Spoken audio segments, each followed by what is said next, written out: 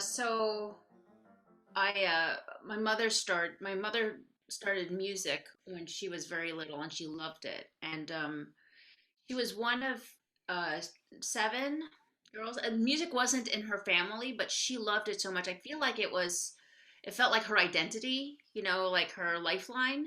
So my mother actually went to the best conservatory in Taiwan, Wow. kind of really on her own steam, because there were so many of them. Her parents said, if you want to, we're not going to give it to, if we can't give it to all of our children, we're not going to give it to you. So she just figured it out. She got a scholarship. And then she came to America with my dad. And uh, when my sister was born, my mother started teaching her piano. And my sister, she's a prodigy. She was on like the TV shows, she was in the newspapers. She got into Juilliard pre-college when she was really young. She was, super talented. And so like I grew up always listening Mm. to my mother teaching my sister piano, and so I just started because I thought that was what everyone did. Like we had two pianos, but I always apparently had to ask permission to play a piano if I wanted to. So I thought, okay, I need to choose another instrument. And so my sister was going to pre-college by the time I was like three. And so, or two or three. And then I was going to recitals, because what else are you going to do? She was in classes all day. And the violin looked really easy when this probably was playing it. I didn't know that it was so difficult. So I was like, violin, well, first I asked for the triangle because that really looked the easiest. So I started violin, and then I started composing. So my sister was composing, like, well, her theory teacher just said, oh, let's compose something. And so she started composing. So again, I started composing because it was just what my older sister was doing. Um, and so that's how I got into classical music. It was just like in the Yeah. house. Mm. On your website, when you talk about composition, you talk about all of these different things that interested you or these different sources from which you drew inspiration. How did you get into things like dance and animation, and how did those begin to inspire you? So again, on Saturdays I had a lot of time in Lincoln Center. It's just a cultural hub, and my mom also, she danced when she was younger, Mm. and she just brought me to all the different performances that I could sit through during the Saturdays that we were just in Lincoln Center. And I saw these children dancers at New York City Ballet. They were housed at Lincoln Center, and they had children in the production, and that looked like the most fun. So I was like, where did they come from? What are they? How did they get there? I want to do that. And so my mom figured it out. She found the ballet school where City Ballet got their dancers, which is actually the school. So the City Ballet was founded by a man named George Balanchine, and he founded a school because he knew that if he wanted dancers, he needed a school. And so I ended up going to that school for like 10, 11 years, like a long time. I think, I really, really loved the environment, and I loved, I think it's so connected to music. It's just like the physicalization of music.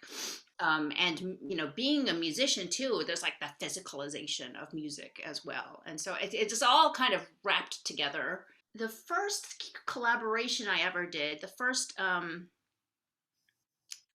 the very first attempt with choreography, the chorus teacher at Juilliard. So I entered pre-college when I was like 8, and I was doing violin. I also did chorus because my sister had done chorus, and our family became friends with the chorus master. And she was very, very, she was lovely, and Rebecca Scott. And I ended up doing chorus, which is unusual for a violin player. Usually, violinists, they just do orchestra, and that's it. And pianists, so my sister's a pianist, she pianists have to do chorus. And so that's how she got to know the choral teacher. But the choral teacher, she was very encouraging. And she she decided to put on John Carlo Minotti's The Unicorn, right? The Unicorn, Gorgon, and the Manticore. Is that what it's called? And so she was like, "Why don't you choreograph this?" Like, can you imagine? That's so much support, right? So much support and encouragement, like right from the start. So that was my first. I'm a terrible choreographer. I'm so glad that I tried it. You know, I had a venue and I choreographed it and I danced it. It was, and you know, that was kind of the first and last attempt. And then I didn't really think about it. I didn't really think about merging my world. I was just really busy all the time. I did Nutcracker. I did like Midsummer Night's Dream. Was I in anything? I felt like I was. Oh, I guess I was in those for many years. And I went to lots of shows. And I really loved. I feel like I got to love Stravinsky because of his collaboration with Valentine, because of his that tying together and just like understanding the music through the dance. Oh, and then my first theatrical, or I guess with incidental music, I scored my first incidental music when I was 16 because I was at a kind of an artsy um, academic school, and the director, well, there was a director who came in and he announced that he wanted someone to write the score um, for his play, the play that he was directing, The Crucible, Arthur Miller's The Crucible. Um, and I heard that announcement and I thought I would be really upset if someone else did it. So I went to, I went to the director. I was like, okay, I'm interested. So, and that his name is Jim Glossman. I'm still in contact with him. I've collaborated with him a number of times since. But I really think he taught me how to read plays. I'll never forget the first time I heard Shakespeare read by an actual actor and not just me like looking at the translations like what does this word mean. It was so alive, you know. I was like, oh, that's what's happening. That makes so much more sense. um so that was my first collaboration. It was really liberating. I feel like working with theater, I just felt like I was not under a certain scrutiny. I was like that was very inhibiting for me, and that kind of continued through college. I still felt like a lot of pressure um, with uh, with like a in a composition concert or in a composition recital, and so we have to write a piece that's worthy of whatever the the aesthetic of the composition department at Juilliard. The next moment that I think was super significant for me, and it ties in to to dance, was there was a program at Juilliard. So Juilliard, it's kind of unusual for a conservatory in that it has drama and dance. They had a couple of collaborative classes, and so I joined this class called Composers and Choreographers. I hadn't I hadn't worked with or seen much modern dance until then. It was when I entered Juilliard. It was the beginning of the reign of Benjamin Hark-Harvey. So he's a famous American dancer and choreographer, and he had founded something called the Netherlands Dance Theater, which is a really important um, dance, modern dance that I think really stems from ballet, and it's a phenomenal troupe. And so he was at the head of that, and the choreography was was super fascinating. I was seeing because I just hadn't been exposed to that. I'd only seen super classical ballet, and uh, I was very excited when I started to discover the dance department at school, and with my collaboration, I got onto his radar. and he was really supportive. And then there's something called the senior showcase where the selected choreographers, um, I had to go back to talk about the choreographers, composers and choreographers. So I had heard about this class because one of my dear friends was in it, and he was like, "This is a really special class. You know, like any composer can just sign up for it, but all the dancers, they have to be like specially selected. They're trained and they're selected, and so they're really like the cream of the crop." And then, but yes, any old composer can come in and do whatever. And so I was one of the any old composer. Actually, I like petitioned specially to do it because I was an undergrad at the time. But yeah, it. So there's that class, and then those like some of those people get selected to do a senior showcase. And so this, I worked with this choreographer Ayun Harrison, who I will be working with again in the near future, which is really exciting. He asked me to be the composer for his piece, and then that piece was selected for like a bigger, the whole the whole school type of thing with the orchestra, and um, that it makes so much sense that I would have a good time writing for dance because of my dance background. But it's again, it was like there's like different parts of my. I did not think to put it together. Other people um, didn't or I guess people tried to join it together for me, and I just was like not in the mindset to be receptive to putting it together.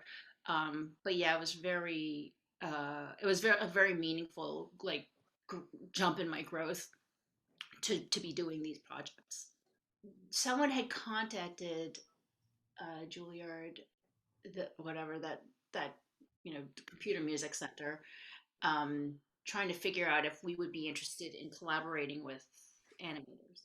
SVA, School of Visual Arts, we did a little bit of like just students would contact. I don't even know exactly how it we all connected to each other, but I remember I tried working with a few film. It doesn't always take, but I went to see so at one of our presentations. I met a Korean animator called Yeon Cho. She's now at Pixar, so not too shabby.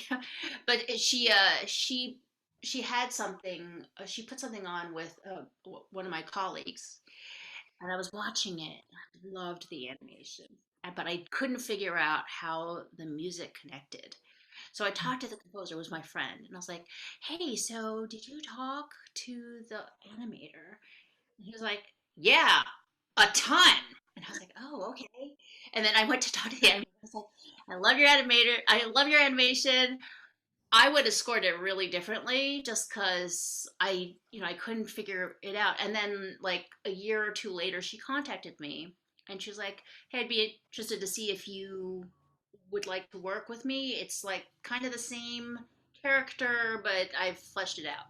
And that collaboration ended up um, yielding animation that went to a lot of different festivals, which gave me I attended these festivals, and then I saw a lot of animation that just blew my mind. It's animation is like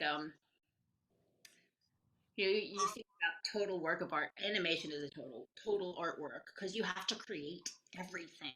So that was really fascinating, to get to see that different way of expression, different modes and different, just yeah. There's so many givens in film again because like no one had to create my face was created before, like the actor's face was created before, and there's a lot of manipulation you can do, but yeah, it just becomes so much more expressive. Okay, so the first time I heard the story, it was for music history. It was written by Milton Babbitt. One of his very famous pieces. It was a computer or electronics, voice and electronics, and it really focuses on the transformation, right? The transformation of the woman Philomel into the bird, and so it makes so much sense that electronics manipulating the voice, the manipulation of that, and the transformation. Um, I just remembered like I'm really into myths, and so I was really kind of I was taken with the story, but I didn't really think much of it. I was just like, oh, that's pretty gruesome. And then I started, I had done a bunch of work in opera. I'd started working in opera, and for my very first, the first person I worked with my first opera is Jennifer Zetlin, and she is phenomenal actress, and phenomenal singer, and she asked me to write a song for her, and she was telling me, okay, here's, this is the theme of my recital. She was putting it on with the Marilyn Horn Foundation, and she said there's like a lot of restrictions. You have to like create a theme. It can't be a repeat of a previous theme. I can't repeat a lot of the songs that had been done before. So she finally like did all the calculations, and she figured, okay, it's gonna be nature. Nature is the theme. And I was looking at the Darwin Origin of Species. I wanted to kind of see what was there, and then suddenly, and then she's like, maybe you can do something like that has like vocalization. So I had a bunch of vocalization in the opera that she had Oh, sung. Oh, I know. Let's do film that. So I thought, what was really exciting to me, was the idea of depicting the transformation of the the humans to birds, and then mm, also, the cutting out of her tongue was something that was I was really drawn to depicting that. And then also,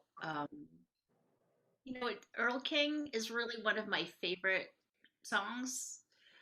Schubert really knew what he was doing.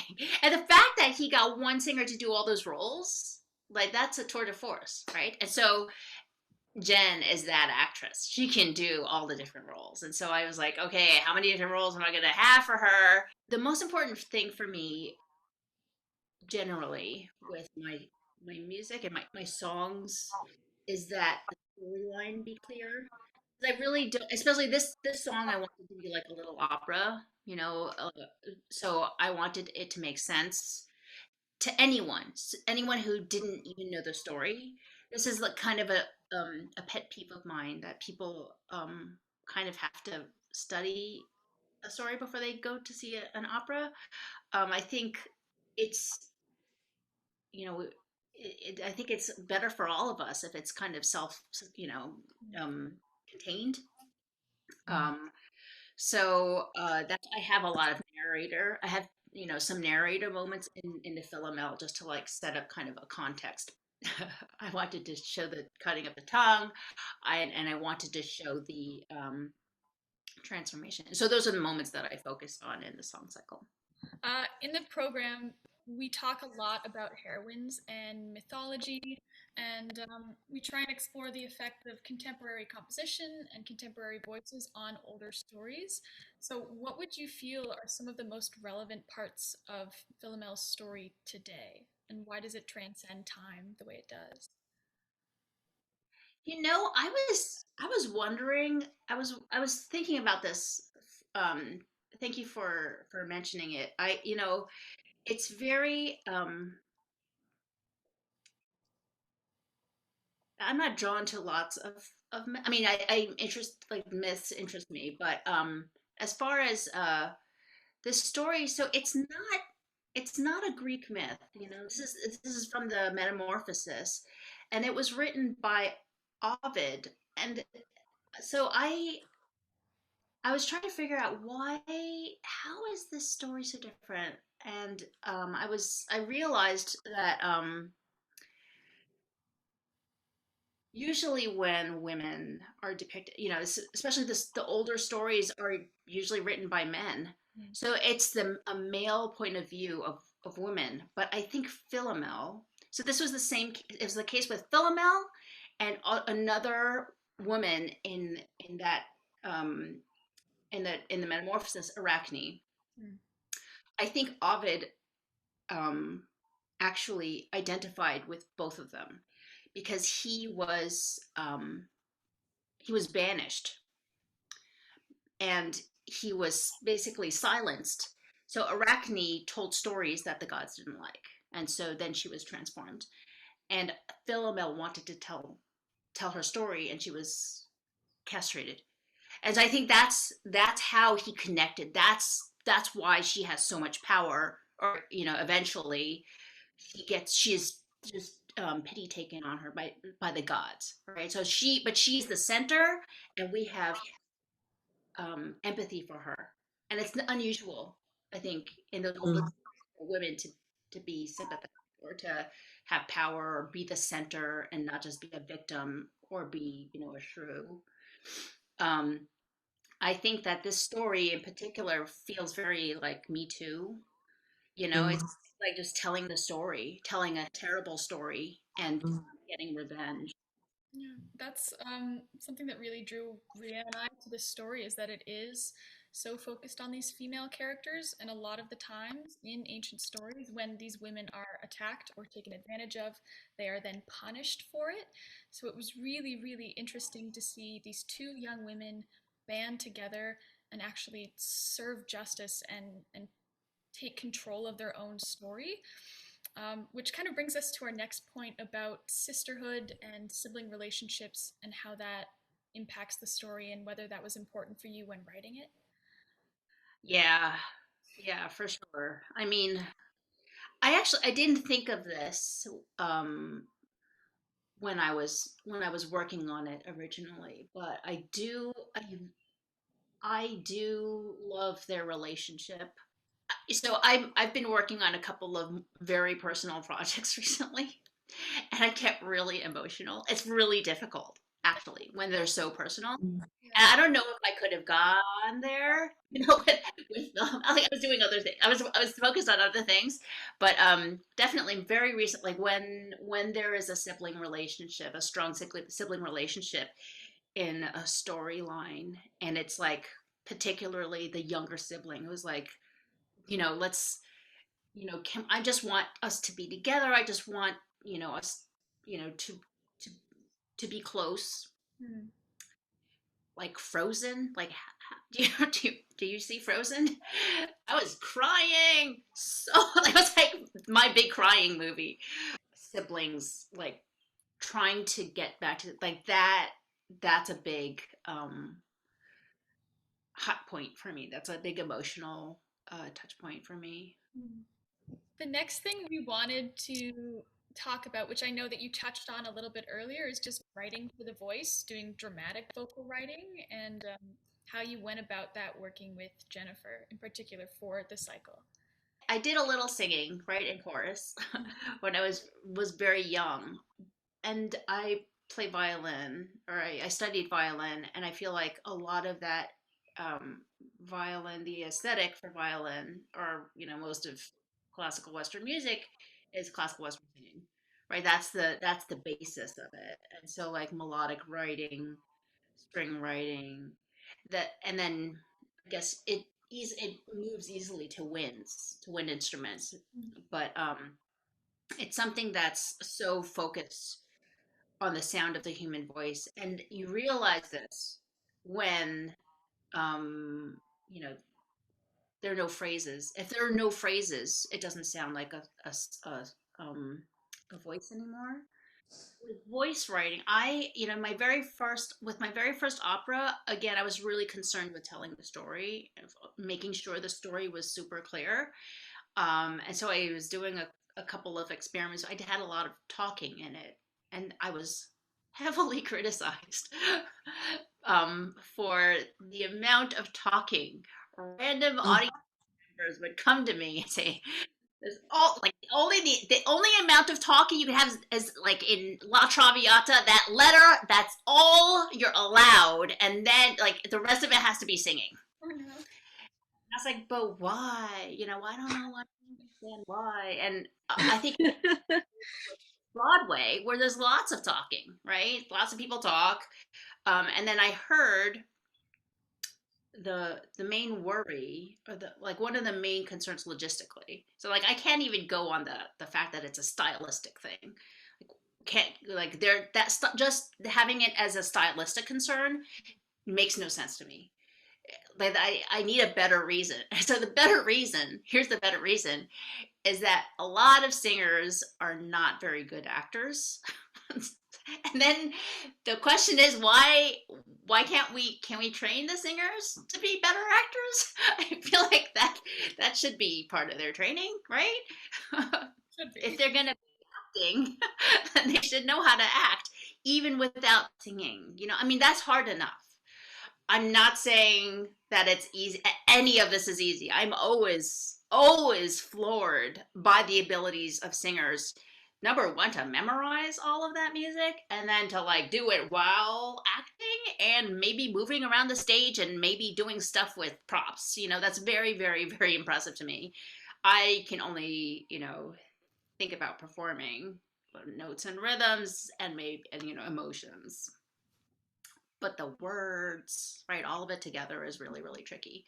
Um, yeah, so I get it. I understand. I still do think that singers need to have there needs to be kind of a focus on acting. You know, you have to sell Yeah. the text. I think it's like one of my favorite moments, just really understanding how much a singer has to do. I was in a concert uh, with Dawn Upshaw. Yeah. Well, I playing with her at some point. I don't maybe I don't know, but I saw that she was singing a song, a Copeland song, and I read the song and I was like, this is like really bad song. Like I don't think this is a very good song. The text I don't like the text. I think is going to be kind of whatever.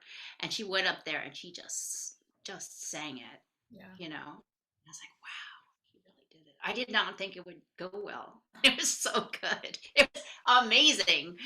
She did that, you know? Mm. Yeah. The worst music can be just made gold by a great performer. And that, that's with any profession, but I think with singing, like it's especially difficult because most people know what the words mean. When they don't know what the words mean, then you're kind of safer, right? It could just mean whatever they want it to mean. But if it's English and you speak English, then there's a lot of pressure, I think. Mm. Yeah. I remember when I first heard Philomel, my first thought upon hearing it was, oh, I have to sing this because you very clearly just understand the link between the music and the dramatic side of it. I didn't know the story very well, but I could understand her emotions. And I mean, Jennifer just does such a beautiful job of conveying it, but just the marriage of the story and the music was so beautiful, and the way you set it up vocally was just it was shockingly gorgeous, and I just got so excited from hearing it. And I know that as Ria and I continue working on it, I appreciate the piano part so much more as well, because in a way they do feel like sisters, and you give each of them room to breathe and step back so that the other can shine, but they're always traveling like this and really supporting each other. And especially in parts where you talk about the wind or the stars, I feel like she, yeah, and it feels like we're flying together, and it's really magical. Yeah, there's tons of physicality as you mentioned, like there's gravity, there's flowing, so that's just blew my mind. Yeah, since I feel it so much, I just want to know more about it, like your inspirations, your general philosophy, but if you're not comfortable sharing, that's totally fine. But yeah, I was just curious about all the musical features and which combines with real life. And yeah, so that's my question. Thank you so much for your kind words and for just like really understanding the music so well. I think that's like it's so special for a composer to have performers who really understand it because it's hard if you don't understand it to like be convincing, about it. Um, yeah, I think as far as flight, um, yeah, the idea of the wind. I think the last time I had thought about how wind sounds or what it sounds like flying, Um, I think really good depictions of flying are like, you know, I mean, Ride of the Valkyries is really good. So lots of wind, lots of speed. Uh, Yeah. and then a non-operatic Prokofiev. How his Fifth Symphony. I have a special place in my heart for that symphony. But there's this one part, the brass. I feel like I'm like flying when I hear this. I can't even explain it really. Mm. Um, and then another one more recently. I think. Oh no, this is a landing. Yeah, I think the landing is like Nixon in China. There's a good land, like plane landing, but they're not landing; they're flying. So, I think I had a strong image in my head too of not the actual transformation, but just like what they would be wearing and what how they would get caught in the sky, and like thinking of like kites and paper just like getting caught by the wind. Yeah. And then other vocal inspirations. I think just writing wise, one of my big heroes is a Greek French composer named George Apergis. I don't know how well you know his work, but I love his relationship between text and music. It's so super playful, and I think that that's um, something I kind of strive for to like making it like kind of yeah not so serious. Sometimes you can't avoid the serious stuff, but if you can make it kind of playful, then everyone's having fun. I think in the end. Thank you so much for sharing. It's just, yeah, really inspiring. Your fervor in the piece just really translates, and it is such a treat to perform. It is so fun every time you do it. Yeah. Oh, thank you so much. Thank you for programming it. I'm so grateful that you found it. I'm so glad that it's last on the program because we Ria and I tried a bunch of different configurations for all of the repertoire, and we wanted to start with a Boulanger piece from her cycle Clearings in the Sky. And the way it opens, it feels like a curtain kind of opening on the scene and opening on the show, whereas the ending of Philomel and the dun dun dun dun dun, it feels like them flying off into the distance and like a curtain Sailing off, and yeah. So it's Oh, a perfect ending. Like it just felt so right the first time we ran it with that as the closer, and I think we agreed has to be the end of the program. I have a question. Do either of you have sisters? I don't. Sorry? Do you have a sister or two? I have a younger sister who lives in Dubai doing flight attending. Oh, I was like, yay, wow. awesome. Yeah. Abigail, do you have a brother? Or is it like I'm you have? the only child. Oh, Yeah. Yeah. But I've been really lucky to have a lot of very close female friends for my entire life. So I think found sisters is a big theme in my life. oh, yeah, Mm. yeah. Those are really special. Yeah.